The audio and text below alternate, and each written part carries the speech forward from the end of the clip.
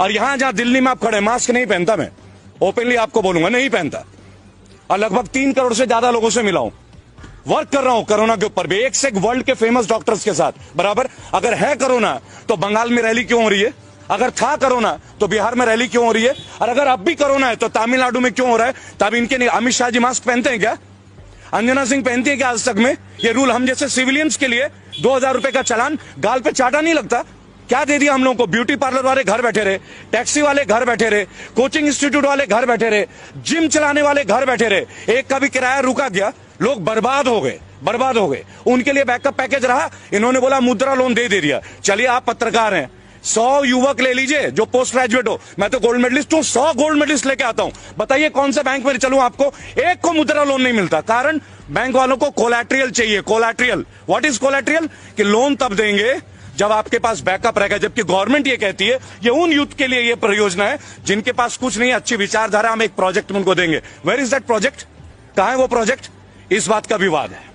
तो हमारा विवाद नहीं है, हमारा फाइट आपके साथ, बैड गवर्नेंस के साथ, और हम लोग बजाते सबकी हैं, हम लोग कांग्रेस को भी बख्शते नहीं है। मैं आपको बता दूं, अगर राहुल गांधी में ही दम होता, उनमें ही क्वालिटी होती, तो हमें इनको थोड़ी झेलना पड़ता, अच्छे दिन का जुमला थोड़ी सहना होता। उन्होंने भी वही किया, इन्होंने भी यही किया। और आज अगर कुछ कोई अच्छा कर रहा है, अगर मैं अभी बोल दूं राहुल गांधी अच्छा है तो कांग्रेस का चमचा, अगर मैं अभी बोल दूं केजरीवाल बिजली दे रहा है तो उसका दल्ला, यही तो इनके पास रह गया। केवल आईटी की वॉर है हम लोगों के साथ, आईटी। और अब जो आपने बोला ना सोशल मीडिया, क्या हो जाएगा सोशल मीडिया में? रोक दोगे तो क्या होगा? बोलना बंद कर देंगे। अरे जिस रोड पे खड़े होंगे ना, वहां हजारों लोग खड़े होंगे, जुबान भी बंद कर दोगे क्या? जुबान बंद कर दोगे? अनुराग ठाकुर नहीं बोलते हैं गोली मारो, मार दो गोली भाई, गद्दारी तो दिखा दो। अरे गद्दार को तो जीने का हक ही नहीं है। आपके लोगों में अनुराग ठाकुर कौन से गाड़ी में घूमते हैं जी? और परिवारवाद की चर्चा, राजनाथ सिंह का बेटा कौन है? मैं गौतम बुद्ध नगर में रहता हूं, राम राज्य में, जहां बोलना मना है, आपकी जानकारी के लिए, मैं वहीं से बजाता हूं। कौन है पंकज सिंह? राजनाथ सिंह का बेटा। वहां के एमएलए कौन थी? विमला बाथम। कहां की थी? बेस्ट एमएलए थी, उनको हटा के राजनाथ सिंह के बेटे को टिकट दे दिया जाता है। परिवारवाद नहीं है? तब मुलायम सिंह याद आता है आपको, तब लालू याद आता है। Rules has to be made not biased for all, one for all for one. अब देखिए 12 करोड़ लोग हमारे फाउंडेशन से जुड़े हैं, इस साल के अंत तक 25 करोड़ का टारगेट है, और 2022 यूपी और 2024 पूरे देश में। लेकिन कोई पार्टी को सपोर्ट नहीं करेंगे। ओपनली हमने एक बात बोला है, जो भी कैंडिडेट क्राइम फ्री हो, जिनके ऊपर मुकदमा नहीं हो, औरतों के प्रति गंभीर केस ना हो, जिन्होंने छात्र में नेता कभी भी कोई काम किया हो, या जो अनएजुकेटेड हो, अपनी गली मोहल्ले का, उन सब लोगों को हम फाइट के लिए तैयार हैं। रेबल फाउंडेशन उनके लिए तैयार है। 97 केसेस लड़ रहा हूं, विनिंग रेट 100% है।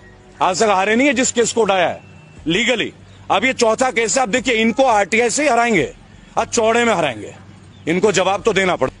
आज किसान आंदोलन में 200 से ज्यादा लोगों ने शहादत दी है, 200 से ज्यादा लोगों ने। उनके लिए किसी को समय नहीं मिल रहा है, लेकिन राष्ट्रपति महोदय को इस कोरोना काल में एक स्टेडियम का अनावरण करने का समय मिल रहा है। और आप वो दौर देखिएगा किस तरीके का, मास्क पहन के लोग जा रहे हैं, स्टेडियम का नाम रखा जा रहा है, अंबानी कॉर्नर भी है, अडानी एंड भी है, ये भी आपको बता देना चाहूंगा। एक सवाल लोगों के मन में केवल ये रह गया, 23 तारीख को मैं कलकत्ता था, मुझे पता चला कि माननीय मोदी जी भी कलकत्ता पहुंच रहे हैं, तो मैं शहीद मीनार में था, मेरी वहां कॉन्फ्रेंस थी, और नेताजी सुभाष सेना के लोगों ने मुझे इन्वाइट किया था। उन्होंने जाके नेताजी सुभाष चंद्र बोस के बारे में कितनी ही बातें करी। 23 जनवरी, उन्हें जब भी किसी राज्य के कोई नेता की याद आती है ना, वो तुरंत फ्लाइट लेके पहुंच जाते हैं। अगर उनके दिल में सच में ये भक्ति होती है नेताजी सुभाष चंद्र बोस के लिए, या चंद्रशेखर आजाद के लिए, या प्रफुल्ल चाकी के लिए, या अशफाक उल्लाह खान के लिए, किसी भी हमारे शहीद आजम भगत सिंह के लिए, तो क्या ये स्टेडियम उनके नाम में नहीं करना चाहिए था? अगर वो ये करते तो हमें ये लगता कि नहीं, ये राजनीतिज्ञ नहीं है, ये नेशनल लीडर है। नेशनल लीडर, केवल प्राइम मिनिस्टर नहीं है। हमने मोदी जी को as a prime minister selection नहीं किया था, हमने उनको सिलेक्शन किया था एज अ नेशनल लीडर, कि एक साधारण व्यक्ति भी बिना खानदानी पॉलिटिक्स का, बिना पैसेपति, बिना पूंजीपति परिवार के, क्योंकि वो खुद को चाय वाले बताते हैं, राइट, तो वो प्रधानमंत्री बन सकते हैं। क्या फर्क रहा जब 2010 से पहले मायावती जी ने दलित प्रेरणा स्थल में अपना स्टैचू लगाया था, अपनी प्रतिमा लगाई थी, उन्होंने लोगों से आह्वान किया था कि मुझे पूजो, मुझे पूजो, ये कहा था। लेकिन तब यही लोग थे जो विरोध करते थे। आज इनको क्या हो गया भाई? आज आप अपना नाम की पूजा नहीं करा रहे हैं क्या? इस वक्त उनकी उतनी उम्र हो गई है, अब बहुत जल्दी आप ये भी देखेंगे कि भारत रत्न आपको ना मिल जाए, क्योंकि जिस देश में मौजूदा प्रधानमंत्री के नाम पे स्टेडियम होता है, और उसका अनावरण मौजूदा राष्ट्रपति करते हैं, तो कहीं ना कहीं सबको टेंशन होती है। महंगाई पे देखिए, देश के असली मुद्दे इस वक्त स्टेडियम नहीं है। देश का असली मुद्दा अगर आप देखना चाहे, कोई भी नेशनल मीडिया जो हमारी बेसिक मुद्दे उन पे चर्चा नहीं कर रहा है। क्यों ना चर्चा करे महंगाई के ऊपर, क्यों ना चर्चा करे बेरोजगारी के ऊपर। ये वही जगह है जहां हमने प्रोटेस्ट किया था 14 तारीख को, और ये वही जगह है जब 22 तारीख को लाठियां भांजी गई एसएससी जीडी के बच्चों के लिए। क्या दोष है उनका? 50 लाख लोगों ने फॉर्म भरा, 50 लाख लोगों ने। 100 रुपए का फॉर्म था, अरबों रुपए कलेक्शन होते हैं। देश का सबसे बड़ा घोटाला है। कौन कहता है कि सरकार घोटाला नहीं करती? सबसे बड़ा घोटाला है फॉर्म घोटाला। अरबों रुपए कलेक्शन करते हैं आप टेस्ट के नाम पे, फॉर्म के नाम पे। और खुद नित्यानंद राय जो राज्यसभा के मंत्री है वो कहते हैं कि 1.25 लाख वैकेंसी है, तो 54,000 को क्यों ले रहे हो? जिन लोगों ने रिटर्न टेस्ट दे दिया, मेडिकल टेस्ट दे दिया, फिजिकल टेस्ट पास कर दिया और कोई टेस्ट बचा ही नहीं, इसके ऊपर कौन बात करेगा? क्या राष्ट्रपति महोदय को मैं ज्ञापन देने गया था, आपकी जानकारी के लिए 14 तारीख को राष्ट्रपति महोदय का मैंने ज्ञापन दिया है एसएससी जीडी के अभिभावकों के साथ, उनके बच्चों के साथ। मैं स्वयं था। प्रत्यक्ष प्रमाण को आवश्यकता नहीं कि आपको इस पुख्ता सबूत दें। क्यों नहीं उनके बारे में बात हो रही है?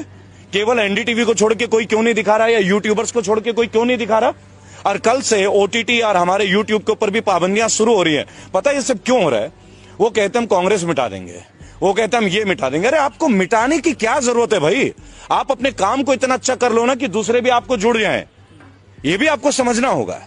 आपका काम सर्वश्रेष्ठ होना चाहिए। अगर आप दूसरों को खत्म करने में सर्वश्रेष्ठ हैं तो इसका मतलब आपको काम करने का आदत ही नहीं है। देखिए, ministry of finance, Anurag Thakur ji के इतने बड़े बड़े स्टेटमेंट थे। आज से 3 दिन पहले आप गूगल पे देखें, चाइना की कंपनीज को 50 प्रोजेक्ट को अब यस सिग्नल मिलने वाला है। ऑफिशियल है, मैं आपको कोई भी मनगढ़ंत बातें नहीं बताता।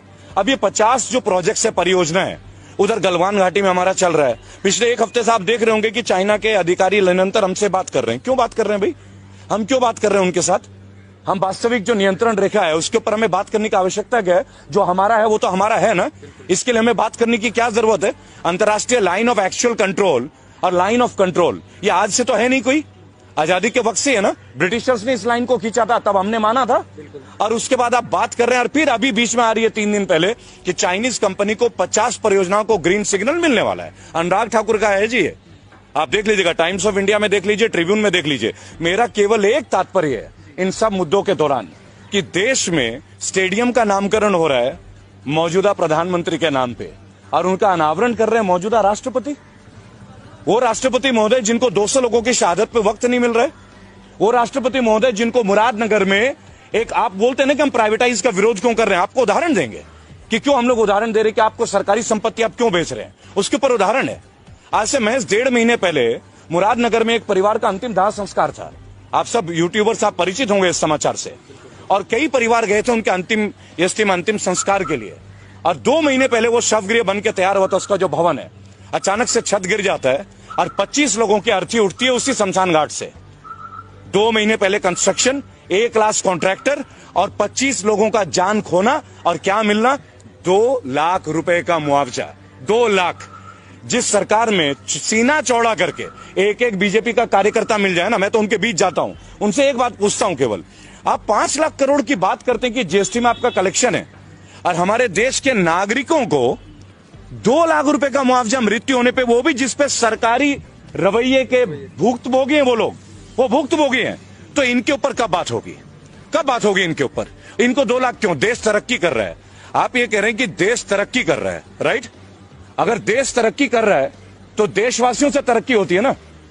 देश का तरक्की क्या होता है? भारत की तरक्की क्या है? भारतीयों की तरक्की होती है, भारत की तरक्की। देखिए, मैं एक बात आपको बताना चाहूंगा कि ट्विटर का पर्पस क्या है? जेन्युइन इंफॉर्मेशन को लोगों तक पहुंचाना, अपनी फीलिंग्स को लोगों तक पहुंचाना। नेशनल मीडिया, जिसको अब हम लोग धीरे धीरे गोदी मीडिया के तौर पे जानने लगे हैं, कौन है ये नेशनल मीडिया? ये सारे सैटेलाइट चैनल। आप देखिए, रजत शर्मा जनता की अदालत करते थे। क्या रजत शर्मा ने कभी ये नहीं सोचा कि एक बार बाबा रामदेव से पूछे? ये वही बाबा रामदेव है जिन्होंने कहा था कि 30 रुपए में पेट्रोल मिलना चाहिए। ये वही बाबा रामदेव है जिन्होंने बोला था काला धन वापस आना चाहिए। देखिए, मोदी जी के हर चीज के खिलाफ नहीं है, कभी भी नहीं है, और व्यक्तिगत तौर पे तो उनके खिलाफ कभी भी नहीं। हम आज भी मोदी जी बोलते हैं, पूज्य नहीं बोलते, माननीय प्रधानमंत्री है। लेकिन अगर आपकी पॉलिसीज हमें तोड़ती हैं, अगर आपकी पॉलिसीज से लोगों का बेरोजगार का स्केल आउट डाउन हो रहा है, तो क्वेश्चंस तो उठेंगे, सवाल तो उठेंगे। और अगर आप में क्षमता है, आपके मंत्री में क्षमता है, तो आप उन सवालों का हमें जवाब दे दें। आप हमें जवाब दे दीजिए, हम संतुष्ट हो जाएंगे। आप हमारे सवालों का जवाब नहीं दे रहे, आप आरटीआई का जवाब नहीं दे रहे। जो आरटीआई, देखिए सबसे बड़ी बात क्या है, हमारे पास एक पावर था, राइट टू इंफॉर्मेशन। मैं खुद एक आरटीआई एक्टिविस्ट हूं। आज आरटीआई के जवाब मुड़ के नहीं आते, मुड़ के नहीं आते। क्यों नहीं आते भाई? ये किस तरह का गवर्नेंस है जहां आरटीआई के जवाब हमें नहीं मिलते? आप कैसे जानेंगे कि एसएससी जीडी, ये जो 1.25 लाख लोग हैं, physically fit, medically fit, written test pass, और कोई एग्जाम नहीं है। 3 इयर्स पहले इनका टेस्ट हुआ 2018 में। इसी तरह लोको पायलट के बच्चे इंतजार कर रहे हैं, 10,000 से ज्यादा बच्चे। यूपी पुलिस की भर्तियों के लिए निको पार्क लखनऊ, जहां मैं अब जाने वाला हूं, वहां लाठियां मिल रही है। आप देखिए, किसी भी पार्टी में यह हो सकता है क्या कि अगर आपने कोई ज्वलंत मुद्दे को उठा दिया तो आप लाठियां बांधोगे? आपको तो उनके सामने आके उन्हें जवाब देने की जरूरत है। सेटिस्फाई कीजिए, यूथ को सेटिस्फाई कीजिए। आप एक बात बताइए, यूथ क्रिमिनल कैसे बनते हैं? आज की डेट में भारत में सबसे ज्यादा पढ़े लिखे लोग जो हैं वो बेरोजगार है, और वो केवल इस भाजपा शासन की देन नहीं है, ऑब्वियसली कांग्रेस की भी देन बहुत बड़ी रही है। लेकिन what about the change? What about the change? इसीलिए तो हम इनको लेके आए थे ना। और कितने साल, और कितने साल भाई? 7 साल होने को आए ना। 1 साल में आपको एक वैकेंसी तो देनी पड़ेगी ना, कोई एक सेक्शन में। और ये तो तब है जब उसी ब्रांच में सीट वेकेंट है, पैरामिलिट्री फोर्सेस की पोस्ट वेकेंट है। ये खुद पैरामिलिट्री वाले बोल रहे हैं, यानी देश की सुरक्षा खतरे में, और बच्चे सिलेक्टेड है, फिर भी आप उनको जॉब नहीं दे रहे हो। आपको समझना होगा। देखिए, मैं क्लियर आपको बताऊंगा कौन नहीं है रेबल, अब कौन नहीं है। हर एक यूट्यूबर बागी है। क्यों बागी है? क्योंकि वो ग्राउंड जीरो लेवल पे सच्चाई को प्रदर्शित कर रहा है, चाहे आप हो, चाहे जितने भी और चैनल्स है। अरे एक रिस्क है। अरे क्या कमा लेते हैं? क्या पैसे कमाते हैं क्या वो लोग? उन्हें भी लगता है कि हम अपने हिस्से की जिम्मेदारी राष्ट्र के प्रति निभाएं।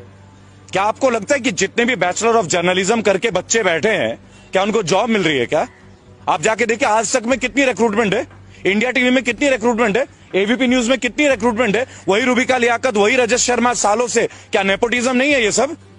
वही अर्चना सिंह, क्या ये नेपोटिज्म नहीं है? यानी जो लड़के गोल्ड मेडलिस्ट करके पास होते हैं जर्नलिज्म करके, उन्हें क्यों नहीं मिलती नेशनल मीडिया? मैं भी उनमें से एक हूं।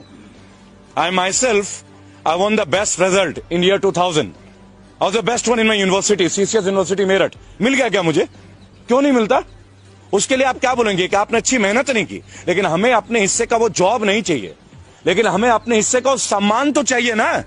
और जो युवक आज डिपेंडेंट है, जिनका परिवार उन पर डिपेंडेंट है, देखिए लोग एमबीए कर रहे हैं, बीटेक कर रहे हैं, लोग पैसे ले रहे हैं, कर्ज ले रहे हैं, माँ बाप जमीनें बेच रहे, कोई जेवर बेच रहा है, बेटियों की शादियां रुक रही है कि पहले पढ़ ले, ये भाई नौकरी में लग जाएगा तो लोन लेके इनकी शादी ब्याह। ये भी एक ट्रेंड है भारत की, ये वास्तविकता है। ये नहीं कि आज मोदी काल में हो गया, पहले से भी थी। लेकिन ये सबसे निम्न वर्ग का एक रिजल्ट है कि आप लगा लीजिए, हम पहले देश बन गए जिसने तमाम सरकारी एसेट बेचने शुरू कर दिए, और वो भी वो सरकारी एसेट जो प्रॉफिटेबल है। मसलन ONGC, we are in profit, LIC, we are in profit, बराबर। अब ये रेलवेज को बता रहे हैं प्राइवेट और रेलवेज घाटे में। तो मुझे एक बात बता दीजिए, लालू प्रसाद यादव एक करप्टेड नेता, ये इनका कहना, और जेल में होंगे भाई, सजा मिली है। लेकिन 2005 में वो रेलवे मंत्री थे, रेल मंत्री, और 20,000 करोड़ का मुनाफा था 1 साल के अंदर। तो क्या पॉलिसी थी वो? और इनके पास तो पूरी स्ट्रैटेजी है। निर्मला सीतारमण जैसी स्पीयर हेड है, स्मृति ईरानी जैसे स्पीयर हेड है, सनी देओल जैसे स्पीयर हेड है, कंगना जी है, अक्षय कुमार है, सुनील शेट्टी भी ताजा जुड़े हैं इनसे, अजय देवगन भी जुड़े हैं। तो ये क्यों नहीं उसको ग्रोथ में ले आ पा रहे? क्या आप एक बात बताएं, क्या अपने चीजों को प्राइवेट करके हम मजबूत होते हैं क्या? वो कहते हैं सरकारी लोग काम नहीं करते, तो ये तरीका है, आप विभाग ही खत्म कर दोगे। तो एक काम करो, मंत्री भी प्राइवेट कर लेते हैं। आप भी तो सरकार का रिप्रेजेंटेशन कर रहे हो ना, क्यों लेते हो पेंशन? पिछले 6 साल में 3 बार माननीयों की तनख्वाह बढ़ी है।